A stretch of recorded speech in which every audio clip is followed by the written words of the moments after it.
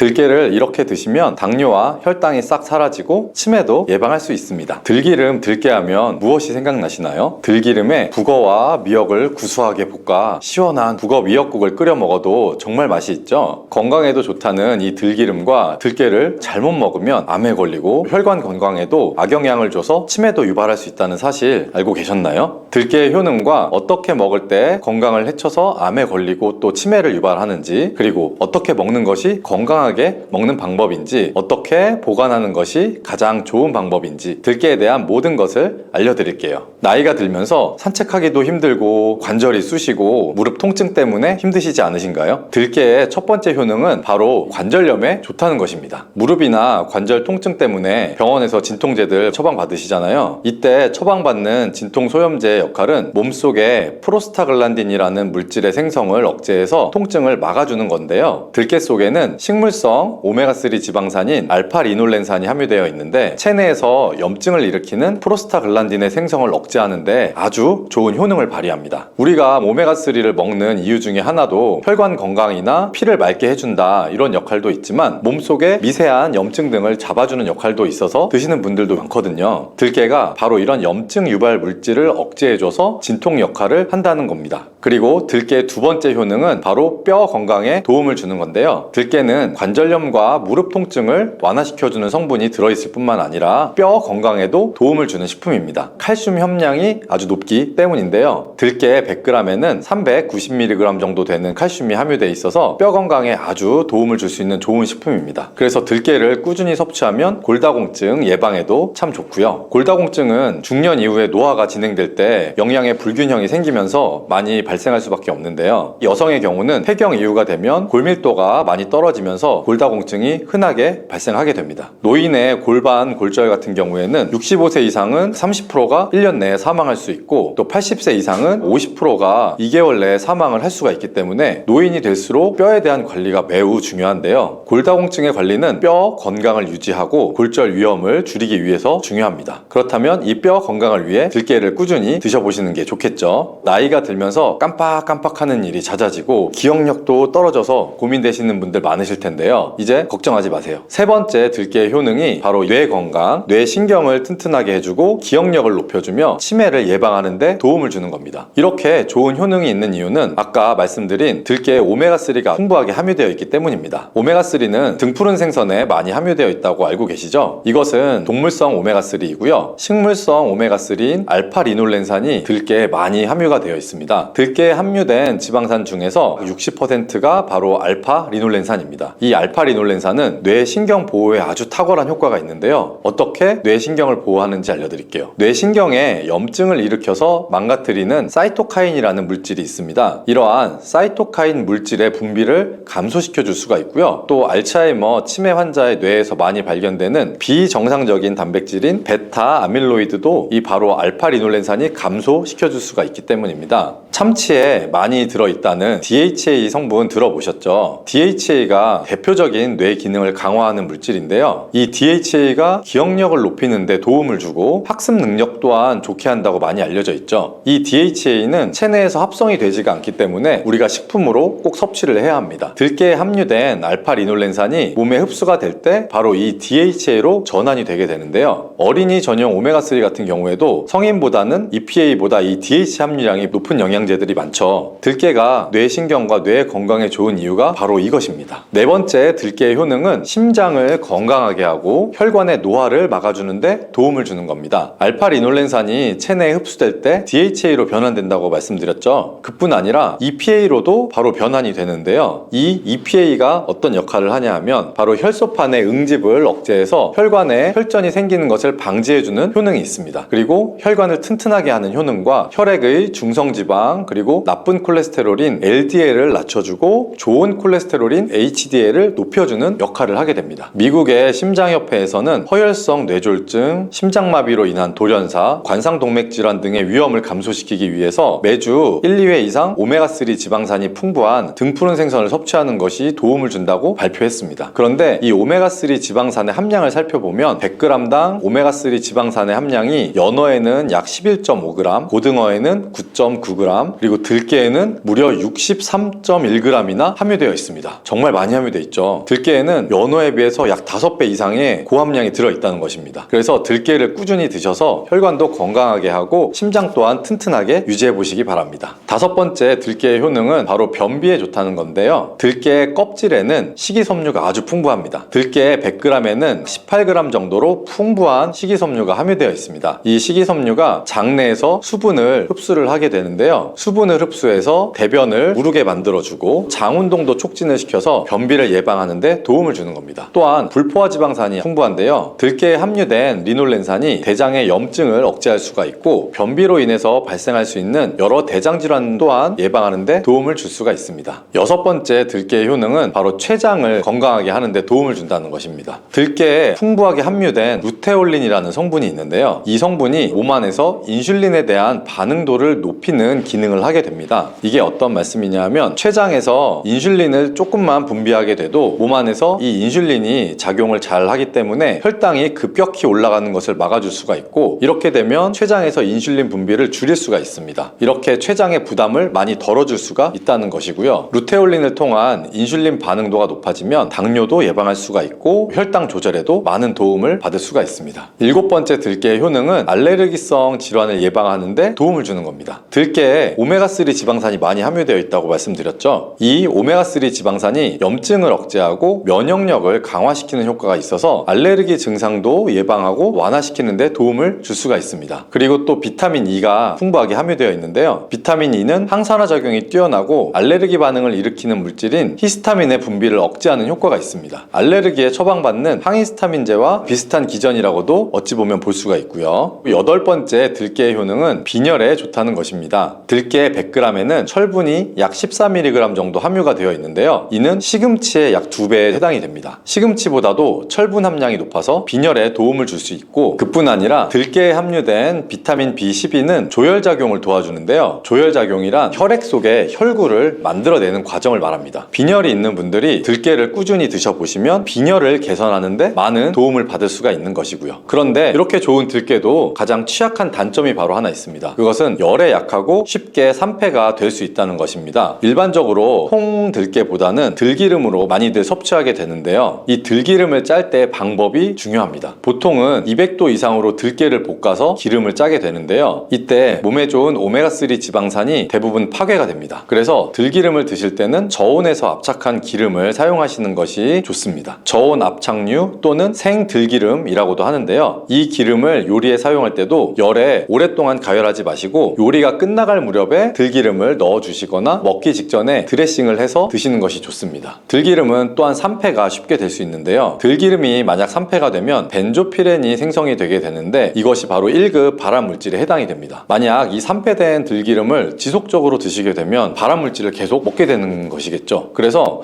들기름의 사용기한을 지켜주는 것이 좋은데요. 보통은 2달 이내로 빨리 드시면 가장 좋고요. 만약 개봉을 하셨다면 1달 이내에 소비하는 것을 권장해 드립니다. 보관하는 방법도 중요한데요. 신문지나 검은 비닐 등으로 감싸서 빛을 차단하고 밀봉해 준 상태에서 반드시 냉장 보관하시는 것이 좋습니다. 실온에 두면 들기름의 산패는 급속히 진행이 될 수가 있습니다. 그런데 이 들기름을 오래 보관할 수 있는 방법도 있는데요. 그것은 참기름과 섞어서 보관하는 것입니다. 참기름에는 비타민 E와 세사몰이라는 성분이 있는데요. 이 성분이 산패를 막아주는 데 도움을 줍니다. 이 세사몰이라는 성분은 참기름을 고온에서 볶거나 기름을 짜는 과정에서 생성되는 물질인데요. 이 때문에 다른 기름에 비해서 참기름이 산패가 느리고 지속성이 좋은 것이죠. 그래서 들기름과 참기름을 7:3 또는 8:2 정도로 섞어서 보관하시면 조금 더 오래 보관하실 수가 있습니다. 그런데 들깨를 기름으로 드시게 되면 들깨의 껍질은 섭취할 수가 없는데요. 들깨 껍질에는 몸에 좋은 식이섬유와 대표적인 항산화 물질인 폴리페놀 성분들이 많이 들어 있습니다. 그래서 들깨를 제대로 드시려면 들기름보다도 통들깨 자체로 드시는 것이 좋습니다. 마트에 가면 통들깨보다는 들깨 가루를 많이 판매하는데요. 들깨 가루는 산패가 빨리 될 수 있기 때문에 통들깨를 구매해서 드셔보시길 바랍니다. 통들깨를 구매하시면 그 안에 작은 돌이라든지 이물질이 들어있어서 세척을 잘 해주셔야 하는데요. 세척하는 방법을 알려드릴게요. 먼저 들깨를 물에 담가서 씻어주시고요. 그리고 물 위에 뜨는 것들만 채로 걷어서 옮겨주시기 바랍니다. 이렇게 하면 바닥에 이물질만 남는데요. 이것을 버리고 또 물에 담가서 씻고 물 위에 뜨는 것만 채로 걷어서 옮겨주시면 됩니다. 이 작업을 3-4번 정도 반복해주면 되는데요. 이렇게 하면 통들깨를 깨끗하게 깨끗하게 세척할 수가 있습니다. 깨끗하게 세척한 통 들깨는 자연 건조 해주셔도 되긴 하지만 시간이 오래 걸리니까 팬에 담아서 약한 불로 건조시켜 주거나 쉬운 방법은 전자레인지를 이용해 보셔도 됩니다. 전자레인지를 이용한 건조 방법을 알려드릴게요. 세척한 통 들깨를 접시에 담아 주시고요. 이렇게 해서 5분 정도 돌려주시고 상태를 한번 확인합니다. 아직 좀 건조가 덜 됐을 수 있는데요. 한 번에 오랜 시간 전자레인지에 돌리면 들깨가 탈 수 있기 때문에 이렇게 5분 정도씩 돌려가면서 상태를 한번 확인해 주시고 완전히 건조될 때까지 이 작업을 해주시면 됩니다. 완전히 건조된 통 들깨는 그냥 스푼으로 떠서 드셔도 되고요. 먹을 만큼씩 믹서기에 갈아서 음식에 넣어서 드셔도 되고 통 들깨 자체로 음식에 넣어서 드셔도 됩니다. 이렇게 하시면 들깨를 산패되지 않은 상태로 신선하고 건강하게 버리는 것 없이 드실 수 있습니다.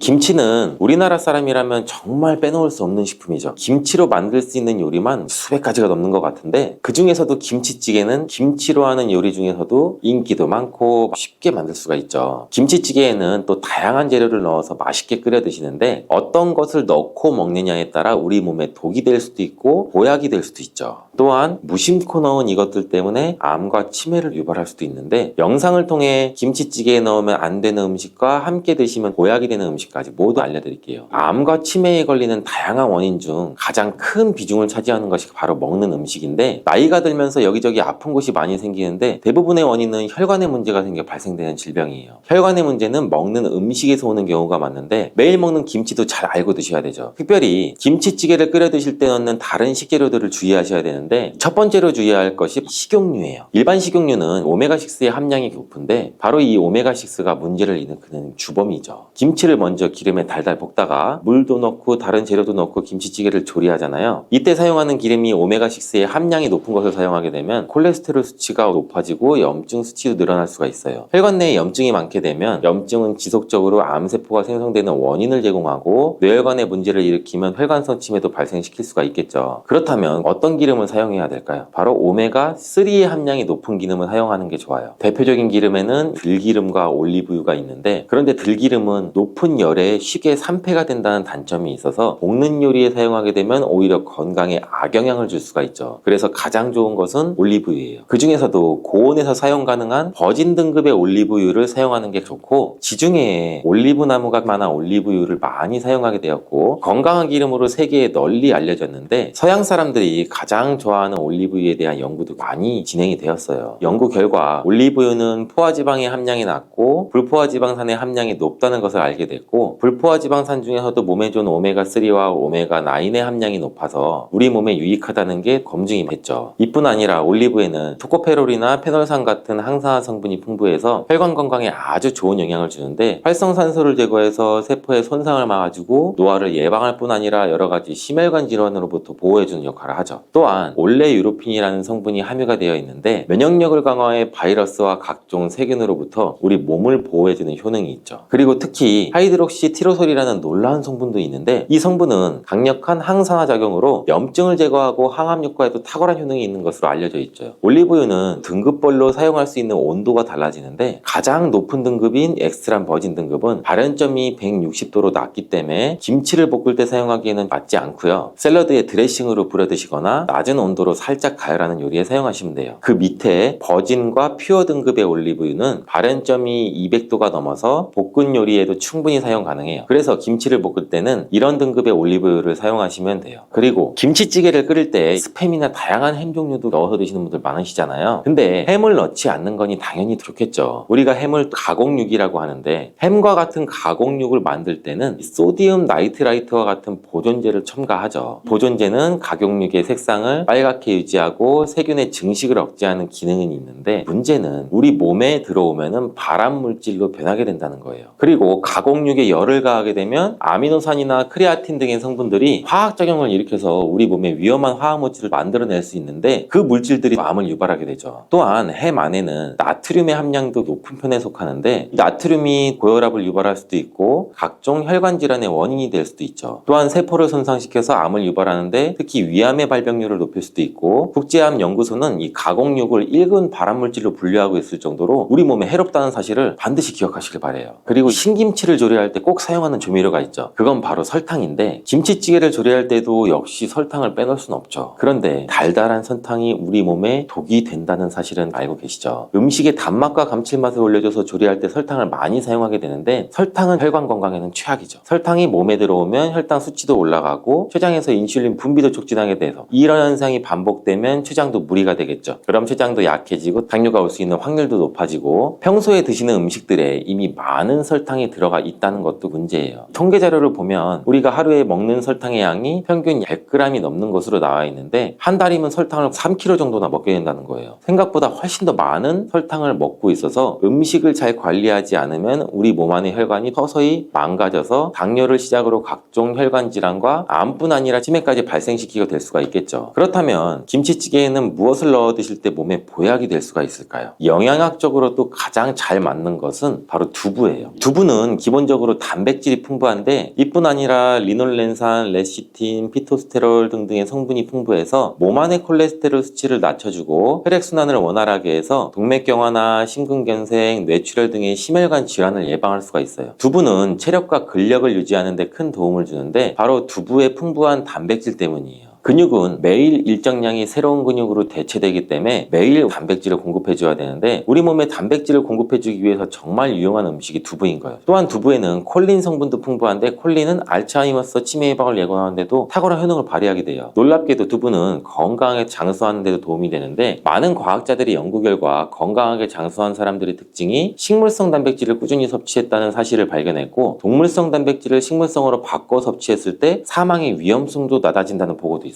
그래서 두부와 김치찌개의 만남은 환상의 조합이 돼서 우리 몸을 건강하게 해줄 수가 있죠. 앞에서 스팸이나 햄 같은 가공육은 안 된다고 말씀드렸죠. 이런 가공육 대신에 생고기를 넣어 드시면 더 좋고 생고기를 드시면 어떤 점이 좋을까요? 생고기에는 단백질이 풍부하고 여기에는 콜라겐 성분이 많이 들어있어요. 50대 이후가 되면 주름도 많아지게 되고 피부 탄력도 많이 떨어지게 되는데 생고기를 드시게 되면 콜라겐이 공급돼서 피부와 신체의 탄력을 회복하는 데도 도움을 받을 수가 있겠죠. 또 생고기에는 타우린과 필수 아미노산이 풍부한데 이는 근육에 에너지를 공급해줘서 피로를 회복하는 데도 많은 도움이 돼요. 이뿐 아니라 무기력증과 우울증의 완화에도 큰 도움을 받을 수가 있는데 그 이유는 생고기에는 행복 호르몬이라고 불리는 세로토닌의 원료가 되는 트립토판이 많이 들어있어요. 그리고 설탕 대신 사용할 수 있는 단맛을 내면서도 건강에도 크게 무리가 안 되는 식재료는 무엇일까요? 그거는 바로 양파와 대파예요. 양파에는 퀘르세틴과 알리신 성분이 풍부해서 혈관의 중성지방과 나쁜 콜레스테롤을 제거해주고 혈관을 깨끗하게 청소해주는 효능도 탁월해서 혈관 청소부라는 별명도 있을 정도예요. 또한 혈압도 낮춰주고 혈당 관리에도 도움을 줘서 당뇨를 예방하고 혈관 질환을 방지해서 치매를 예방하는 데도 많은 도움을 받을 수가 있죠. 대파 또한 마찬가지예요. 대파에도 풍부한 식이섬유와 무기질 그리고 알리신 성분뿐만 아니라 강력한 항산화 성분인 베타카로틴이 많아서 세포가 손상되는 것을 막아줘 노화를 예방하고 심혈관과 장내 건강까지도 도움을 줄 수가 있죠. 대파와 양파는 건강에 좋은 효능과 더불어서 단맛을 내주고 감칠맛 또한 극대화시켜둔 채소라는 것도 꼭 기억해 주시고요. 그리고 빠질 수 없는 식재료가 또 있죠. 바로 마늘이에요. 마늘은 대표적인 항암식품이기도 한데 마늘에 풍부한 알리신은 염증 수치를 낮춰주고 활성산소를 제거해줘서 노화를 억제해주고 암세포의 증식도 막아주는 효과도 있어요. 이런 다진 마늘을 김치찌개에 한 스푼이라도 넣게 되면 건강에도 좋을 뿐 아니라 잡내도 제거해줘서 김치찌개의 맛을 한층 더 끌어올리는 효과까지 있으니 꼭 한번 넣어 드시기 바래요.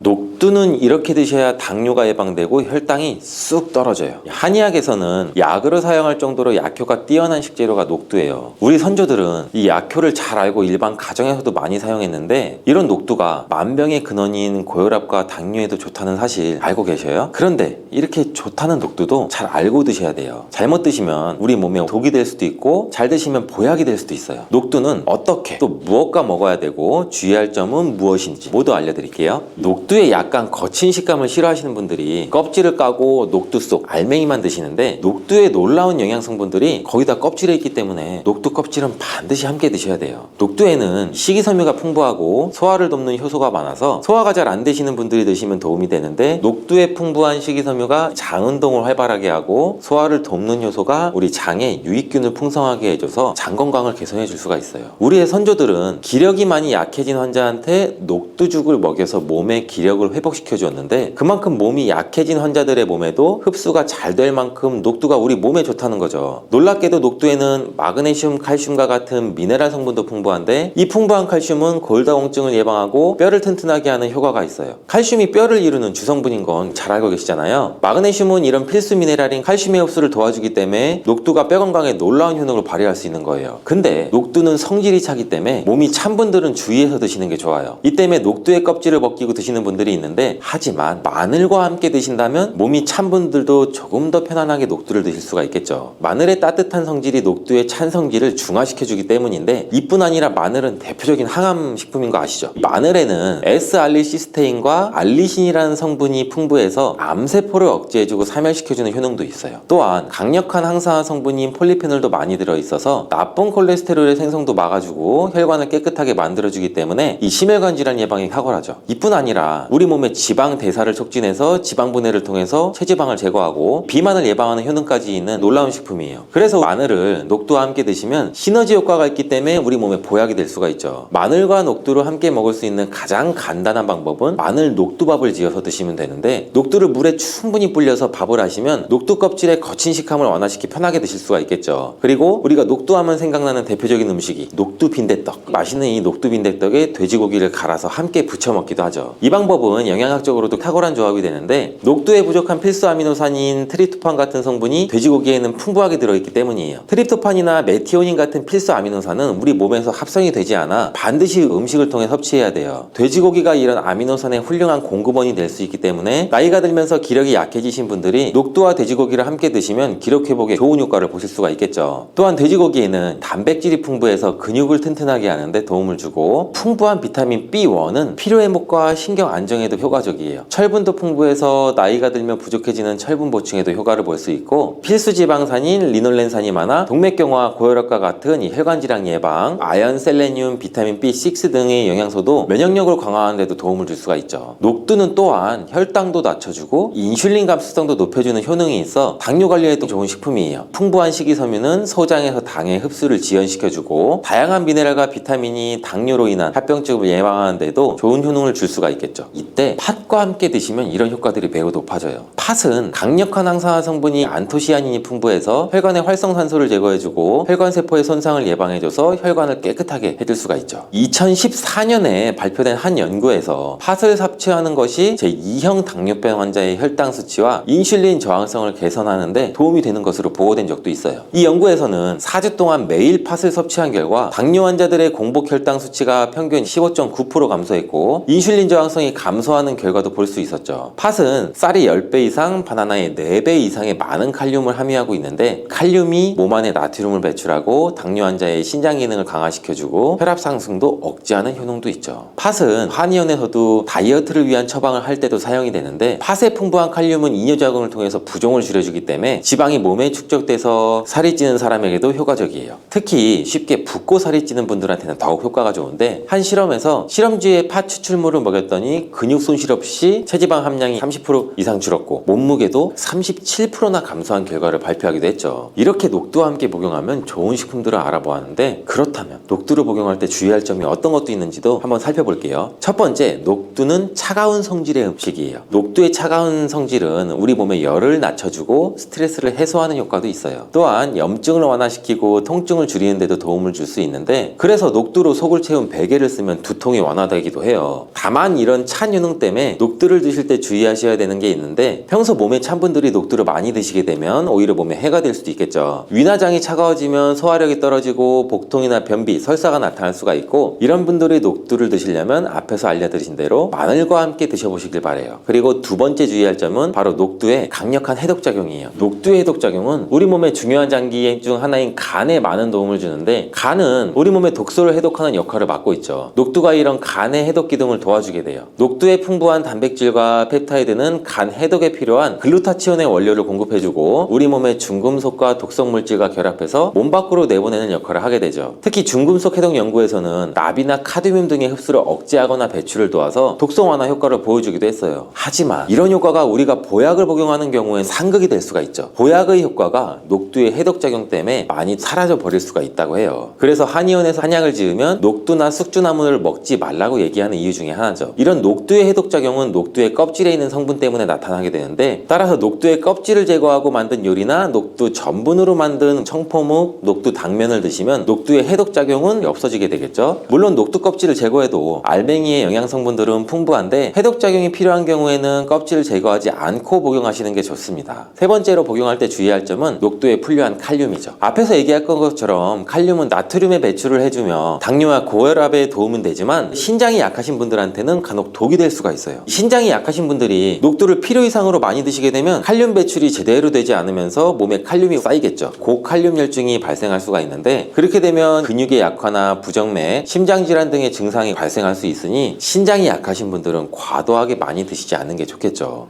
미역과 이것을 함께 드시면 당뇨가 사라지고 치매가 예방이 됩니다. 미역에는 풍부한 영양 성분이 있어서 당뇨 예방, 골다공증 예방, 심혈관 질환 예방, 암 예방 등 다양한 효능을 갖고 있기도 하죠. 그렇다면 미역은 어떻게 먹어야 암과 치매에 안 걸리고 우리 몸을 건강하게 만드는 보약이 될 수 있을까요? 미역국 끓일 때 고소한 들기름에 미역을 달달 볶아서 끓여 먹으면 정말 맛있잖아요. 그런데 절대로 미역을 볶을 때 들기름을 넣고 조리하시면 안 됩니다. 들기름은 오메가3 지방산과 리놀레산 성분이 풍부해서 혈관의 콜레스테롤을 제거하고 노폐물을 배출하여 혈관을 건강하게 해줍니다. 또한 동맥경화를 방지해서 심혈관 질환을 예방하고 뇌신경을 활발하게 해서 치매 예방에도 좋은 효능이 있죠. 그런데 이 들기름은 발연점이 낮기 때문에 열을 가하게 되면 산패가 돼서 좋은 성분은 없어지고 1급 발암물질인 벤조피렌이 생성이 될 수 있습니다. 벤조피렌은 암을 발생시킬 뿐만 아니라 내분비계에 장애를 일으키고 뇌 건강에 악영향을 주는 정말 위험한 물질입니다. 우리가 건강에 좋을 줄 알고 넣은 들기름 때문에 오히려 건강을 해치는 독을 먹는 상황이 되는 것이죠. 들기름은 미역국을 다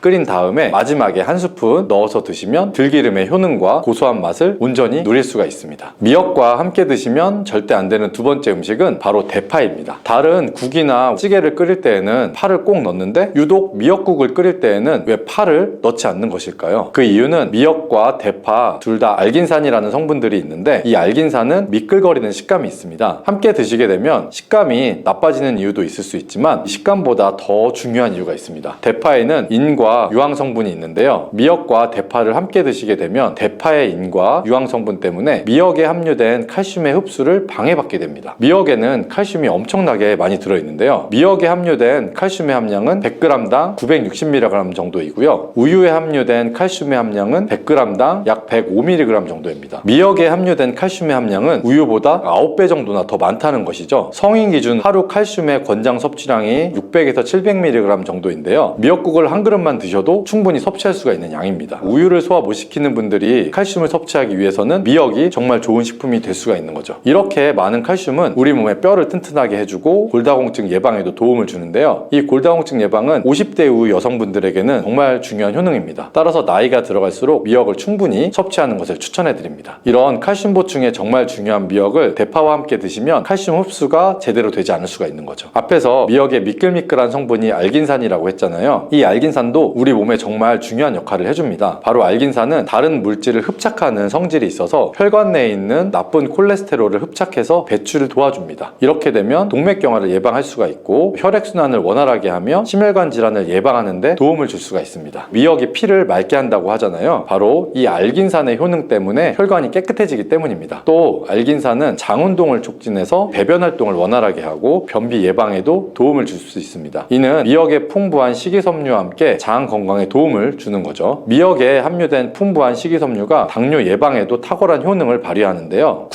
국립보건원에서 장년층 7,400명을 대상으로 추적 조사를 한 적이 있습니다. 해조류를 전혀 먹지 않는 사람과 매일 미역국 반 그릇 이상의 해조류를 섭취한 사람의 당뇨병 발생 위험도를 조사를 해봤는데 하루에 미역국 반 그릇 이상 먹는 사람이 해조류를 전혀 먹지 않는 사람에 비해서 당뇨병 발생 위험도가 20% 정도가 낮았습니다. 미역의 풍부한 식이섬유가 급격히 오르는 혈당을 막아주기 때문인데요. 식이섬유가 소화의 속도를 늦춰주고 인슐린의 분비를 조절해주기 때문입니다. 식이섬유는 포만감을 높여주고 칼로리가 낮아서 식사량을 조절하는 데 도움을 주고 체내의 노폐물과 독소를 배출하여 체중을 감량하는 데에도 도움을 주어서 다이어트 식품으로도 많이 활용이 되고 있습니다. 그리고 미역국은 또 아이를 출산한 산모들이 반드시 먹는 음식 중에 하나죠. 미역에 풍부한 요 요오드가 출산 후에 늘어난 자궁을 수축시켜주는 데 도움을 주고 모유가 잘 나오도록 도와줍니다. 또 요오드는 피를 먹게 해서 상처를 빨리 아물게 하는 역할도 해주는데요. 칼슘과 철분이 풍부해서 출산 후에 흥분된 신경을 안정시켜줄 수가 있고 혈액의 생성을 도와 산모의 빈혈 예방에도 도움을 주게 됩니다. 또 칼륨이 풍부한데요. 칼륨은 체내에 나트륨을 배출해주는 역할을 해줘서 산모의 부종을 완화시켜주는 데에도 탁월한 효과가 있습니다. 그리고 요오드는 산모에게 좋을 뿐만 아니라 신진대사를 촉진해서 몸에 에너지를 보충해주는 역할도 합니다. 요오드가 부족할 때 나타나는 증상들이 있죠. 몸에 보통 기력이 없다고 하는데요. 힘도 없고 피로감도 높아지게 됩니다. 신진대사가 원활하지 않기 때문에 몸이 영양소를 소모하지 않게 되면서 체중이 증가할 수가 있고요. 피부가 건조해져서 거칠어지고 탈모도 일어날 수가 있습니다. 나이가 들면서 인지 능력이 떨어지는 것도 요오드 부족의 한 현상일 수도 있고요. 이렇게 요오드가 부족하면 우리 몸에 호르몬의 중추적인 역할을 하는 갑상선에 문제가 생길 수가 있는데요. 바로 갑상선 저하증이 생길 수 있습니다. 이러한 문제들을 미역을 섭취함으로써 예방을 할 수가 있죠. 요오드의 하루 권장 섭취량은 2.3mg입니다. 미역국 한 그릇에는 요오드가 약 1.1mg 정도 함유되어 있으니까 미역국은 하루에 한두 그릇 정도 드시면 아주 좋겠습니다. 요오드는 과하게 섭취하게 돼도 문제가 생길 수 있는데요. 요오드의 섭취량이 많아지면 갑상선 염이나 다른 갑상선 질환도 유발할 수가 있습니다. 특별히 갑상선이 약하신 분들은 그래서 미역을 섭취하는데 주의를 하시면 좋고요. 갑상선은 우리 몸에서 가장 중요한 내분비 기관 중에 하나이기 때문이죠. 갑상선은 목 부분, 기관지 아래에 위치한 나비 모양의 내분비 기관인데요. 중요한 여러 기능을 하지만 그 중에서도 대사율을 조절하는 역할이 있습니다. 갑상선에서 T3, T4 호르몬을 분비해서 우리 몸의 에너지 소비와 체온 조절을 하는데 중요한 역할을 합니다. 갑상선 호르몬은 신경 시스템의 정상적인 기능을 유지하는 데 꼭 필요한데요. 호르몬이 제대로 분비되지가 않아서 수치가 너무 높다든지 너무 낮게 되면 우울증, 불안 증세, 기억력 감퇴 등의 문제도 발생할 수가 있습니다. 갑상선 호르몬에 영향을 미치는 것 중에 요오드가 있죠. 요오드가 부족하면 세계보건기구에서는 뇌세포가 손상이 되고 치매가 발생할 수 있다고 보고도 하고 있습니다. 그래서 갑상선 저하증이나 항진증이 있는 분들이 요오드가 많은 미역을 많이 드시면 오히려 건강을 더 해칠 수가 있습니다. 건강하신 분들은 미역을 많이 드셔도 호르몬 조절이 되어서 문제가 없지만 갑상선에 문제가 있어서 호르몬 조절이 잘 안 되는 분들은 이 요오드의 수치가 높아지게 되면 체내 활성산소가 증가하게 돼서 염증을 일으키고 갑상선염을 유발하며 극히 드물지만 심해지면 갑상선 암으로도 발전시킬 가능성이 있습니다. 따라서 갑상선에 문제가 있는 분들은 미역을 과하게 드시지 않는 것이 좋겠습니다. 미역에는 요오드, 식이섬유, 칼슘, 비타민 등 많은 영양소가 있다고 했잖아요. 그런 것들보다 훨씬 중요한 것이 또 하나 있습니다. 바로 후코이단이라는 성분인데요. 이 성분이 강력한 항암 작용을 한다고 알려져 있습니다. 후코이단 성분은 미역의 줄기보다 미역귀에 7배나 많이 들어있어서 요즘 미역귀가 항암식품으로도 많이 알려지고 있습니다. 후코이단은 암세포가 스스로 사멸되도록 유도하는 효능이 있습니다. 이 효능으로 암세포가 생기는 것을 막아주고 전이 되는 것도 방지할 수가 있는 거죠. 후코이단은 특히 폐암, 간암, 대장암, 유방암, 백혈병에 효능이 좋다고 입증된 논문들이 발표되기도 했고요. 후코이단은 항암 작용 외에도 콜레스테롤이 혈관에 흡착되지 않도록 막아주면서 혈류를 원활하게 해줘서 혈관을 건강하게 해주는 역할도 해줍니다. 이렇게 혈관을 깨끗하게 해줘서 뇌졸중이나 뇌경색, 심근경색 등의 심혈관 질환도 예방을 할 수가 있고요. 미역귀와 함께 토마토를 드시면 항암 효과를 극대화해 볼 수가 있는데요. 토마토가 채소의 왕으로 불리며 우리 몸에 정말 좋다는 사실은 알고 계시죠? 토마토에는 많은 분들이 아는 것처럼 라이코펜이라는 항산화 성분이 아주 풍부하게 함유되어 있습니다. 라이코펜은 강력한 항산화 작용으로 몸의 활성산소를 제거하고 혈관을 건강하게 해주며 염증을 제거하고 노화를 예방할 뿐 아니라 미역에 후코이단과 만나게 되면 암세포를 제거하는 강력한 항암 작용을 할 수가 있습니다. 미역과 함께 드시면 효과가 극대화되는 음식은 두부가 있습니다. 콩으로 만든 두부는 식물성 단백질이 풍부해서 건강식품으로 우리 식탁에 정말 많이 올라오죠. 두부에는 단백질뿐만 아니라 사포닌 성분도 풍부하게 함유되어 있습니다. 사포닌은 인삼, 홍삼, 더덕 등에도 풍부하게 함유되어 있는 성분인데요. 사포닌은 면역력을 강화하고 체내 활성산소를 제거해서 노화를 방지하고 항암 작용도 해서 암을 예방하기도 하는 정말 기적과 같은 성분 중에 하나입니다. 그런데 이 사포닌의 단점이 있는데요. 바로 체내에 요오드를 배출하여 요오드 결핍이 있는 분들은 주의하셔야 하는데요. 미역과 함께 드시면 미역에 함유된 풍부한 요오드와 사포닌의 만남으로 미역의 섭취로 과다할 수 있는 요오드의 양을 두부의 사포닌이 배출시켜주면서 걱정 없이 드실 수 있게 되는 거죠. 칼슘은 뼈를 튼튼하게 만들어준다고 상식적으로 많이 알고 있죠. 우리 몸 안에 칼슘이 많아도 골다공증이 생긴다는 사실 들어보셨나요? 칼슘이 풍부한 우유를 많이 마시는 덴마크나 스웨덴 같은 나라에서 골다공증이 합병증이 많다고 하는데요. 오히려 많은 칼슘이 혈관이나 심장에 쌓여서 석회화를 일으켜서 건강을 해치게 될 수가 있는 거고요. 그렇다고 칼슘이 많은 음식을 안 먹을 수도 없고 어떻게 해야 할까요? 걱정하지 마세요. 해결책을 바로 알려드릴게요. 그것은 바로 계란과 함께 드시면 해결이 됩니다. 계란에 들어있는 다양한 영양 성분이 오스테오칼신이라는 단백질을 활성화시켜주는데, 단백질은 뼈를 강화하고 칼슘이 뼈 속으로 제대로 흡수할 수 있도록 도와줍니다. 오스테오칼신을 활성화해주는 역할을 하는 게 비타민 K2인데, 우리나라에서는 허가가 늦게 나서 그동안 정식으로 섭취 못했던 비타민 K2가 요즘에는 허가가 나서 요즘 영양제들에는 칼슘, 마그네슘, 비타민 D, 비타민 K2까지 같이 들어서 많이 나오죠. 그래서 이 칼슘 흡수를 더욱 용이하게 만들어주는 영양제도 쉽게 찾아볼 수가 있습니다. 그런데 이렇게 칼슘을 아무리 많이 섭취해도 흡수가 안 되면 그대로 혈관에 남게 되고 쌓이고 쌓여서 석회화를 유발할 수가 있겠죠. 이처럼 미역과 계란을 함께 섭취하면 칼슘의 흡수를 도울 뿐 아니라 우리 몸의 pH 균형을 잡아주는데도 중요한 역할을 해줍니다. 미역은 알칼리성 식품이고 계란은 산성 식품으로 같이 섭취하면 약알칼리성 상태로 유지를 시켜줄 수가 있습니다. 게다가 소화에도 좋고 미역은 단백질과도 잘 어울리니 계란과 함께 먹으면 소화도 잘 되고 우리 몸의 흡수도 아주 잘 됩니다.